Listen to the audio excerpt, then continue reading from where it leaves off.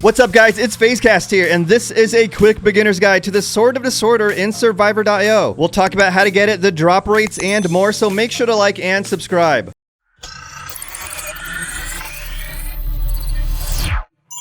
Here's the Sword of Disorder and unfettered power from the other side of the cosmos. And here are the grade skills: attack plus 15%, all skill damage plus 15%. Shackle: enemies slain by Sword of Disorder will have their souls shackled. The more souls shackled, the higher the skill damage. Max 30%, souls dissipate when hit. Attack 25%, so there's a total 40% attack increase just like other S grade equipment. And then at a red grade, Soul Blast. Only reduce 100 souls and whole screen takes high damage when souls dissipate.